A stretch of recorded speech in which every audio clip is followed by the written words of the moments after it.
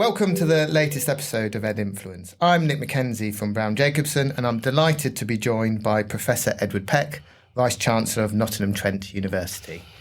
Thank you, Edward, for joining me today. I wanted to start by inviting you to share a story from your life that will give me a picture of who you are as a leader. Thanks, Nick, and thanks for the invitation to do this podcast. About 5 years ago, I was approached about becoming Vice-Chancellor at another university. And I got as far as having a conversation with the chair of their governors, and I didn't pursue it. And it made me really think about why I didn't pursue it. And I think three things I reflect on that now. The first was that NTU has been pretty successful since I arrived here, largely due to the people who work here, not due to me, but we have been pretty successful.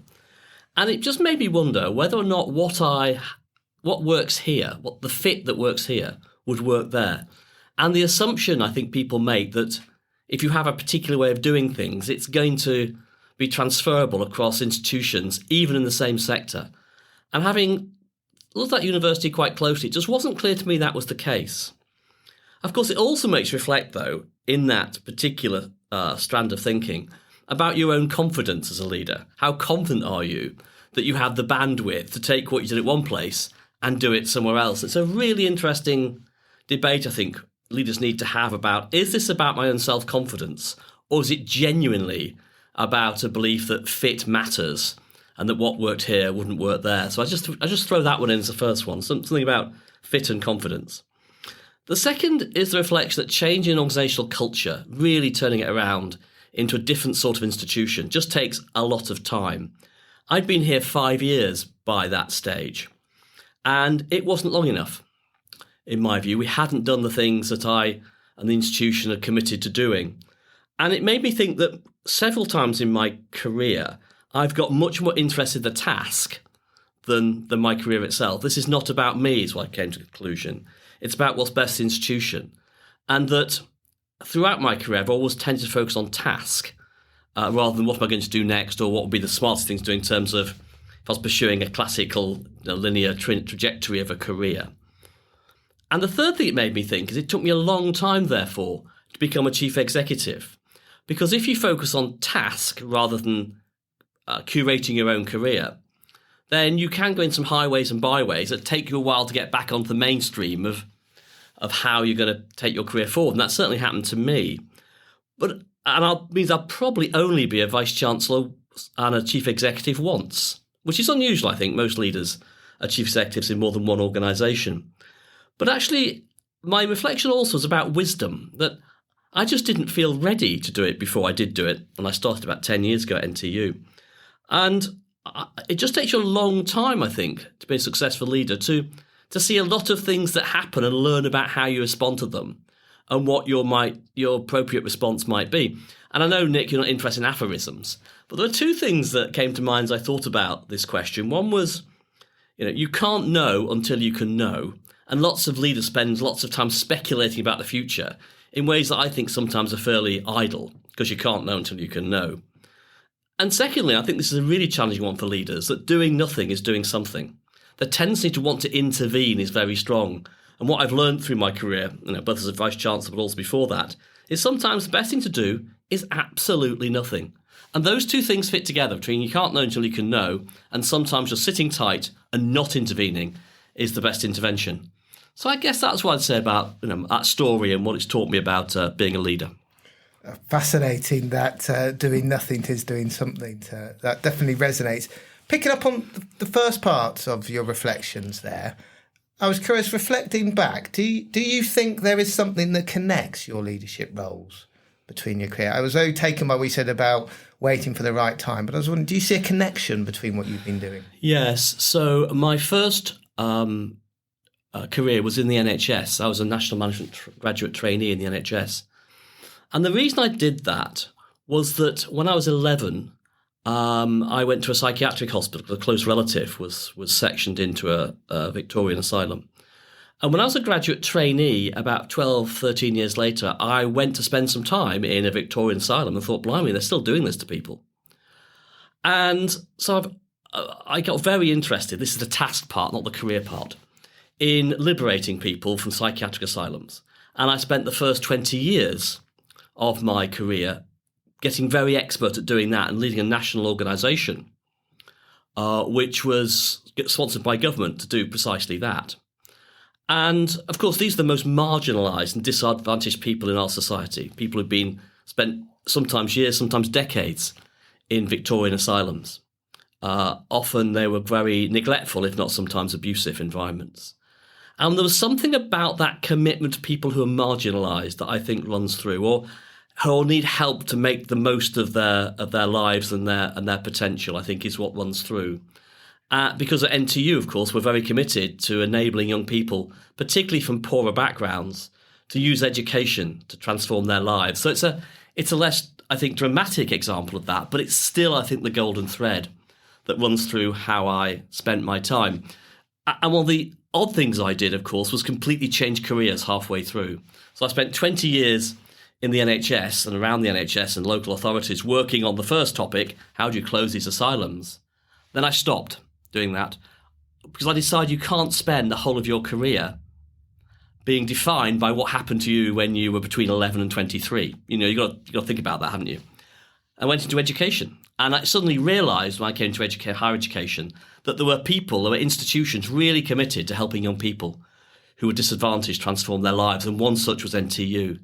And that goes back to fit, you see, and that's where the fit came from, that fit between that belief in addressing people who've been disadvantaged and organisational leadership and the real impact leaders can have upon making those things real for people.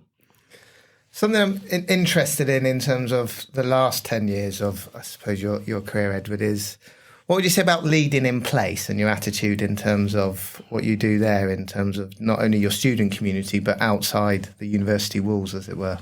Yes, so I think it's the same issue about a city like Nottingham, certainly some of the surrounding towns, and we might come back to Mansfield in a moment, have some real areas of deprivation and low social educational attainment, those sorts of issues. So I think it's really important that as a university we reach out to those communities who are on our doorstep. And that's both about how we help some of our local businesses think about recruiting people from different populations because we give them the skills and abilities to become employees. It's about how we use our research and innovation to drive, I think, those companies' success. It's how we work with charities and the civic agencies, local authorities, local hospitals. It's very much being part of that nexus, that network of organisations that makes a place what it is. And universities, and a university like NTU, I think is central to that sort of positioning, which can achieve that sort of change.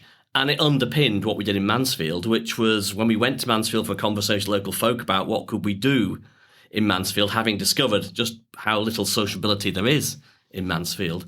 And folk in Mansfield said to us, civic leaders said, well, the best thing you can do is come to Mansfield and in some ways turn it into a university town. That's what we've done. And the impact hasn't just been educational, it's been all sorts of different respects.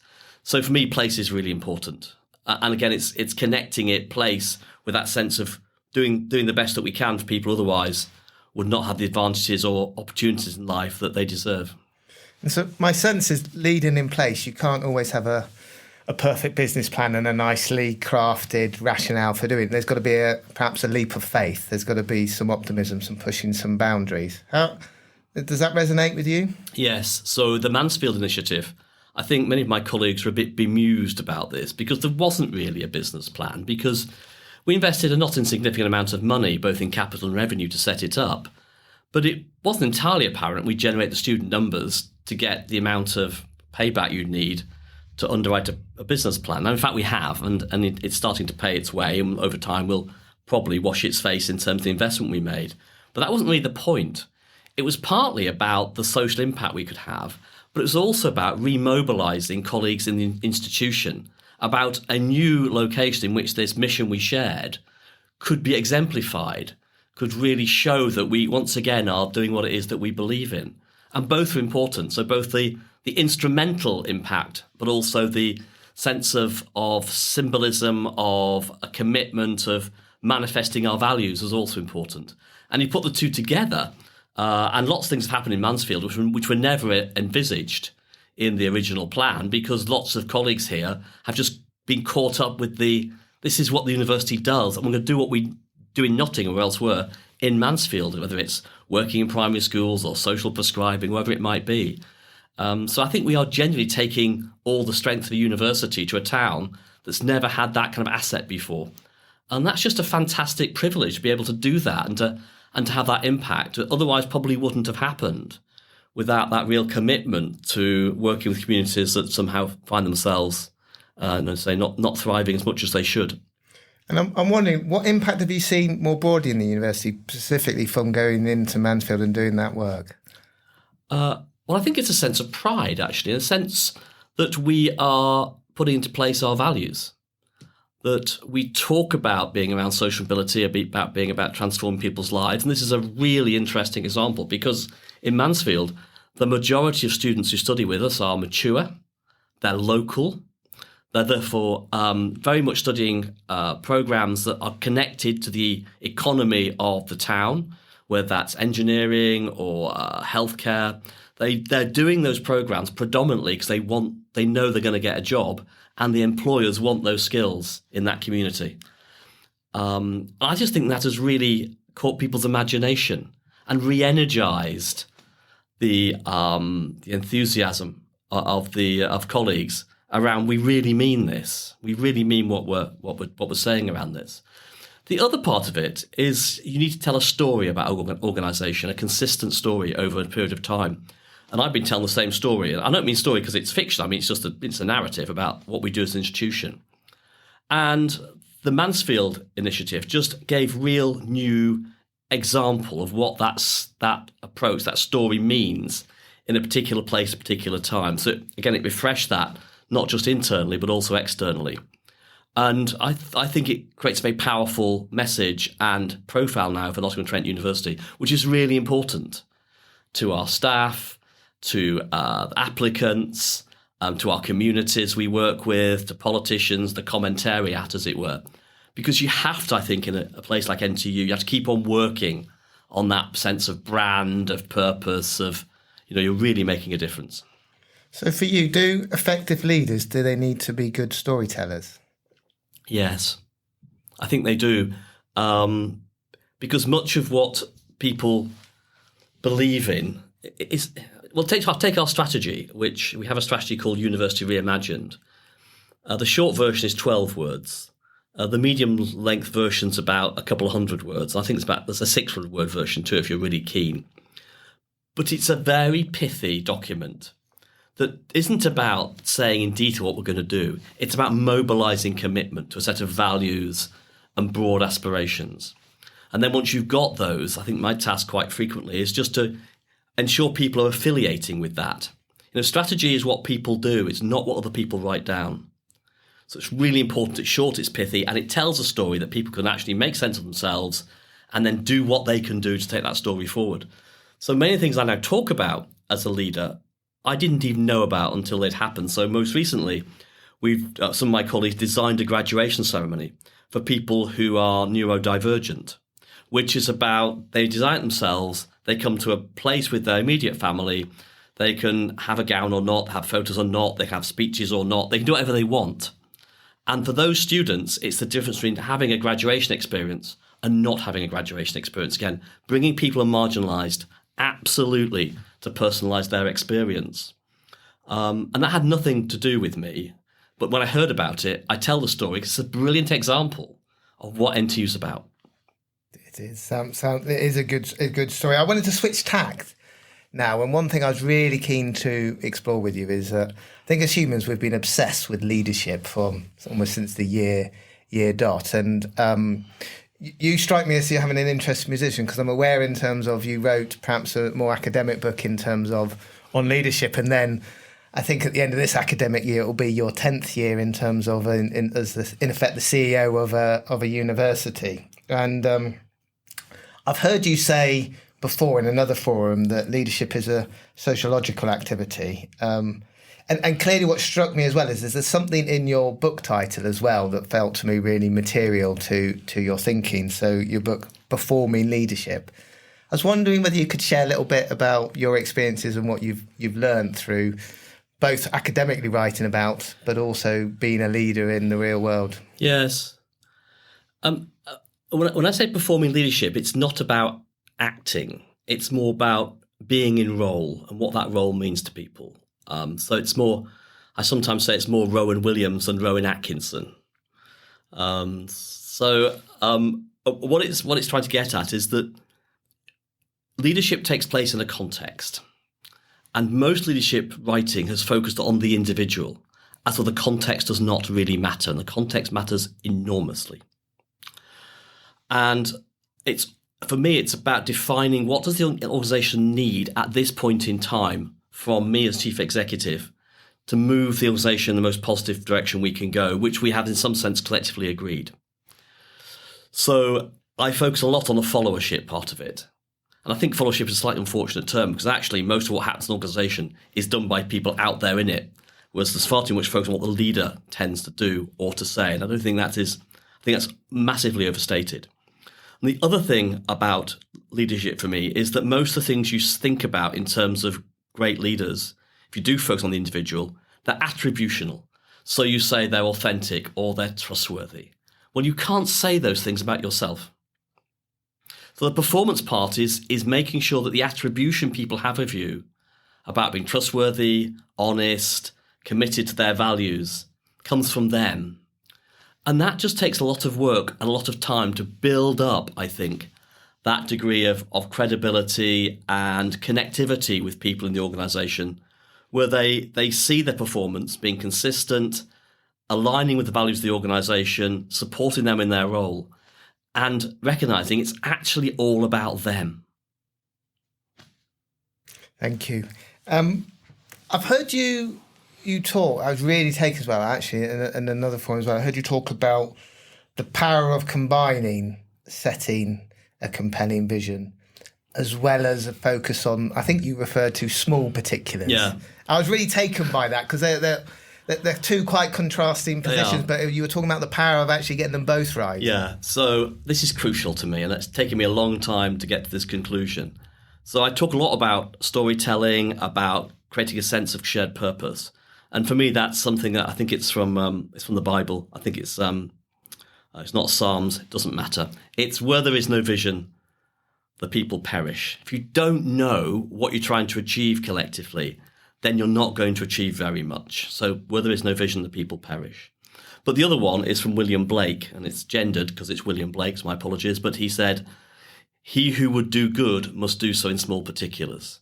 If you decide to commit to a vision, you've got to will the means as much as you will the ends. And that means really focused activity around what are we going to do, how are we going to do it, by when are we going to do it, and a form of performance management that holds people to account that if you do actually support the values and vision, then you are doing the things in your everyday working roles that are going to take us there. And this is not a kind of esoteric or rather abstract notion of people can't just do what they want in pursuit of this vision. They have clear roles and targets which we hold people to. And what we found, of course, is people go massively beyond them because they believe in it.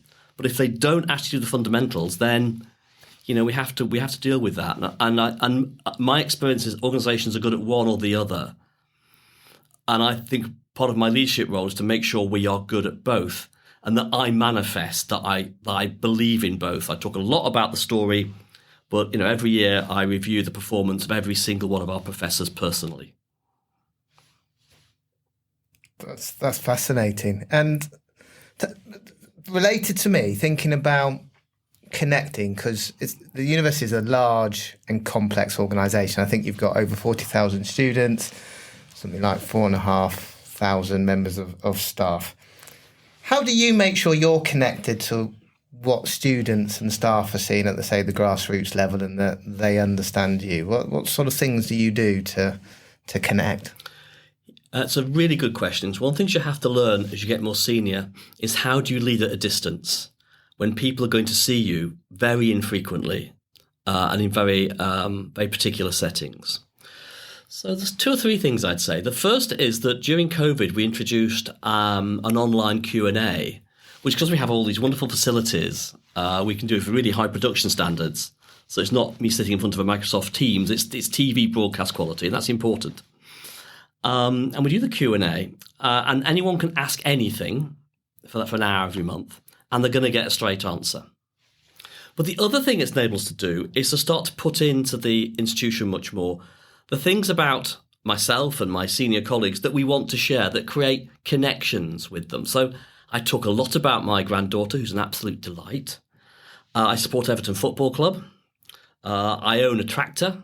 I mean, there's a variety of things about my personal life which I talk about. And they're a variety for a reason, because I want to have something that everyone can see. There's something that affiliates or connects with their lives.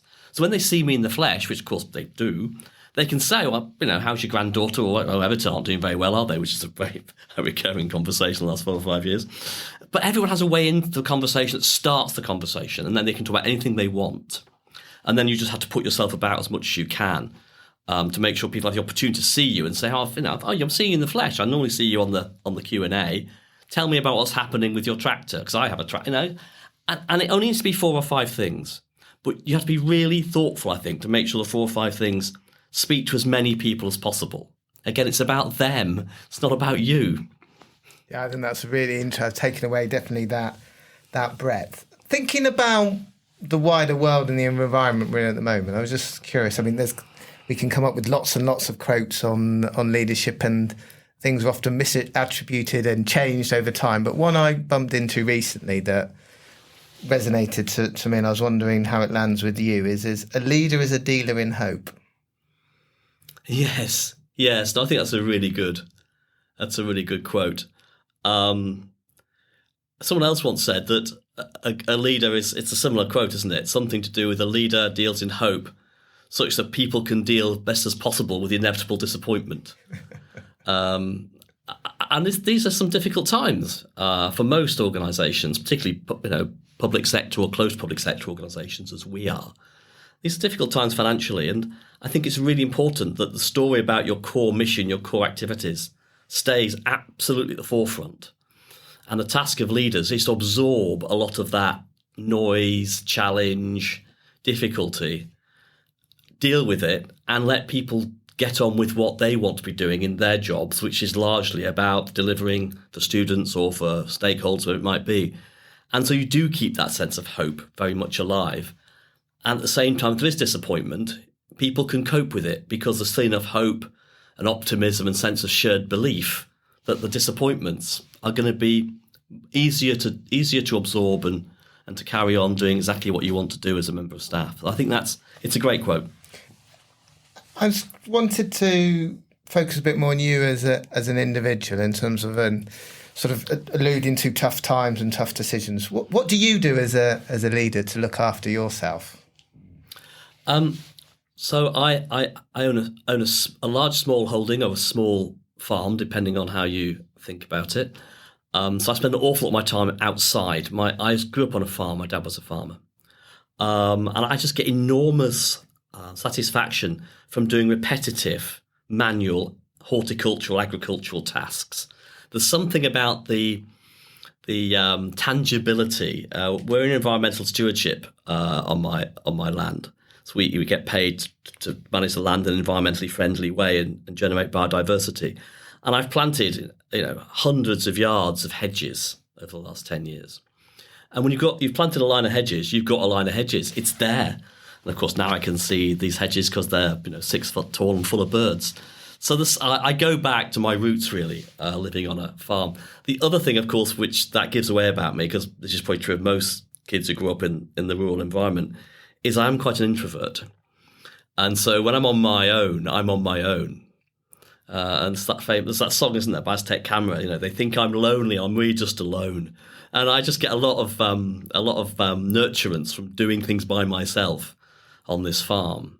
Because as an introvert, of course, being with people and talking to people and dealing with people is actually quite tiring. I mean, extroverts get energy from that. Introverts, not so much. So I recharge. And I also have a fascination with history. So I read an awful lot of particularly early modern 19th century, 20th century history. Fascinated by history. And again, as a leader, you just learn a lot by thinking about why did that person make that decision in that situation. You learn a lot about avoiding hubris from reading history, because history is full of people who got hubristic because they got more successful, and you don't want to go there. So taking that theme of thinking, you've nicely teamed up to something else I was really interested in exploring with you is how much do you make time to think, and what are the sorts of things that you ask yourself, you think about when you're thinking as a leader of NTU or any of the other hats that you wear, Edward? It's an interesting question. I don't put time aside for thinking in the abstract. I sometimes find that I want to write something about a topic. Sometimes we publish it, sometimes we don't. I only know what I really think when I write it down or find myself saying it. So I will spend time exploring topics with other colleagues just to think through. Particularly, I might agree to conference appearances where I know I've got to get my thinking sorted out, or I might agree to write something just because it's in doing that I'm much better at looking at all the angles on this topic and saying, fundamentally, this is what we're going to do. But quite often in meetings with colleagues, I don't know what I think until we get to the end of the conversation.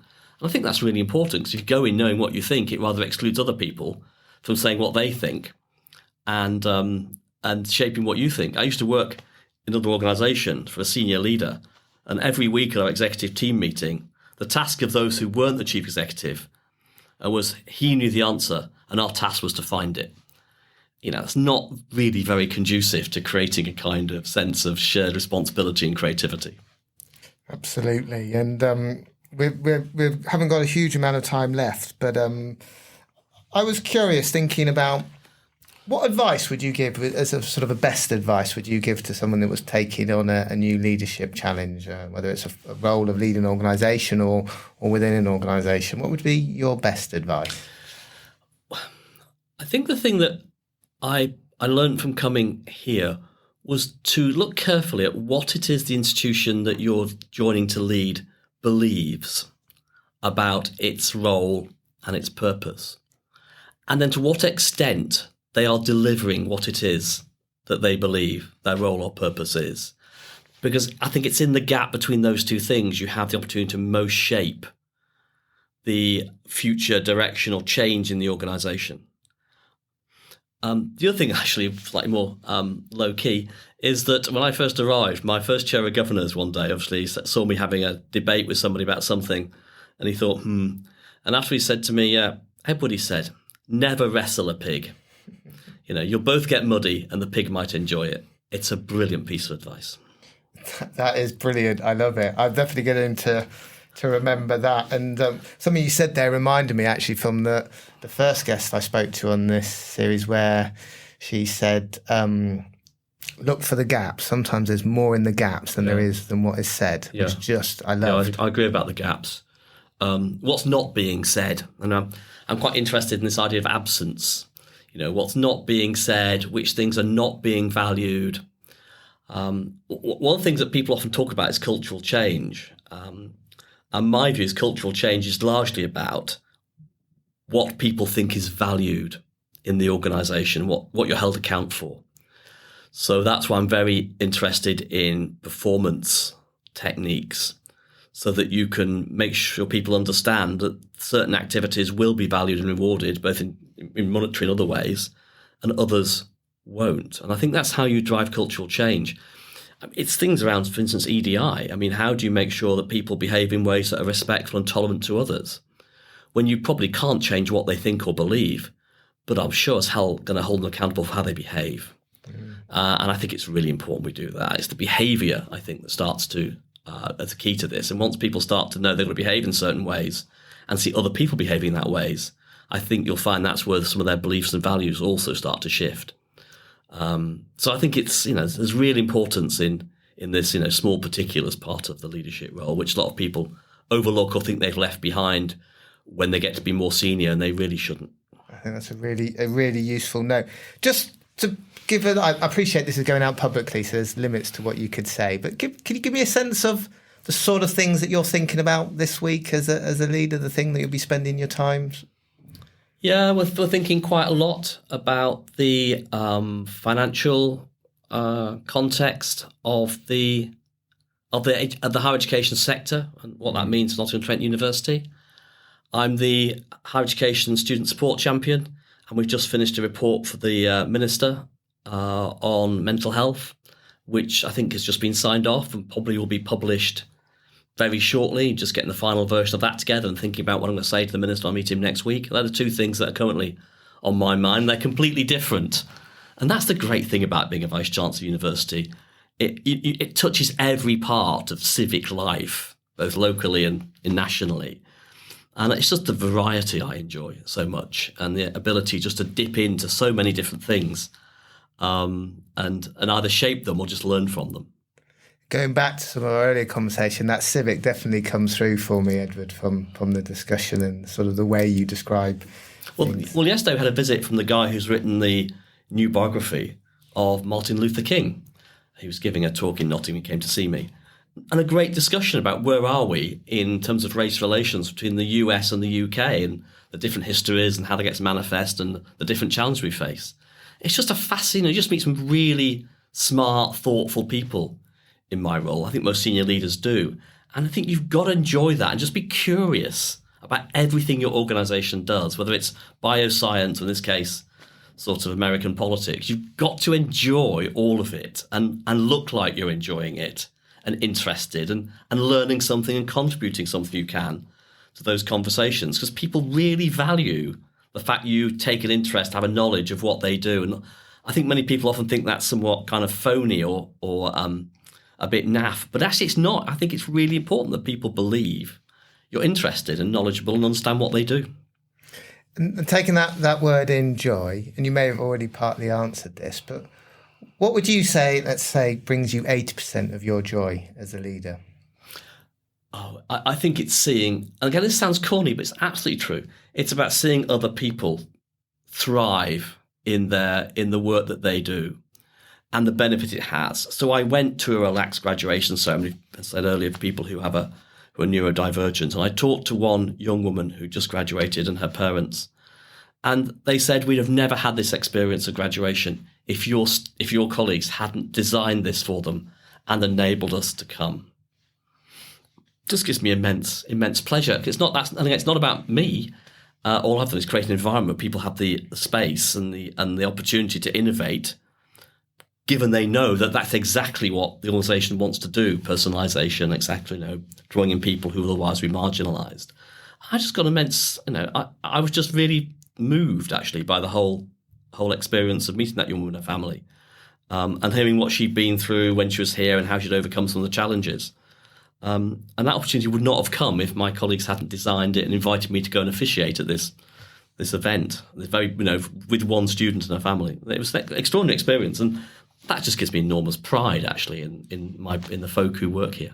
Definitely coming across. Unfortunately, we're out of time, and while there was more questions I'd love to ask, there is one final question I did have for you, and it strikes me in terms of, from what you shared with me today, in terms of quite a lot of intentional actions on your part in terms of your reflections. And I was thinking, I accept it's a rather big question, but I remember seeing Baroness Sue Campbell talking at a conference, and she challenged the audience about, as leaders, what would you like your legacy to be? Which, whilst a weighty question, really struck me as a fascinating question to ask. So what would your response be to that question, Edward? I think I'd want to leave the organisation more confident, prouder in itself, recognised as being innovative, probably sometimes slightly maverick, and mattering, not just the students and stakeholders we work with directly, but the people who think about the future of higher education, that somehow NTU has acted as an example of how a higher education can move forward and be different to what it has been in the past. And I think we need to be very different to what we've been in the past for many of the people who need our support. So I think that's what I'd look towards. That word maverick, I was just really interested in that. Could you just say a bit more? What's in your mind when you say the word maverick? I know I should never use the word maverick in my colour. Don't say maverick again. But because it sounds slightly self-conscious. But I think a lot of what leaders do is self-conscious, and they do it on purpose. And sometimes we just address issues or respond to things in ways that are different to how other universities will respond, and we know they're different, and therefore we make sure that people have noticed they're different. Because I think some leaders think that stories tell themselves, and stories don't tell themselves. They have to be told by somebody. And I think there's something to be gained by, if you're credible and you can demonstrate you're delivering on your values, you can get away with actually saying things that are slightly unusual, different, challenging, and say them in ways that draw attention to them. I guess that's what I mean by maverick. Maverick may not be the best word. And there's a bit of hubris in that. I've got to accept that too. There's a bit of kind of, I just enjoy that. And I know I shouldn't, but I just do. And I think it's worth being honest sometimes that you can't always keep your natural, what you feel about life and what you value completely under control, can you? And so maverick is my slight self-indulgence when I talk about my pride in the organisation. Thank you, Edward. Thank you for your time today. Thank you for your candour in answering the questions. I've enjoyed our conversation. I hope our listeners do as well, and hope you join us on the next episode of Ed Influence. Thanks, Nick.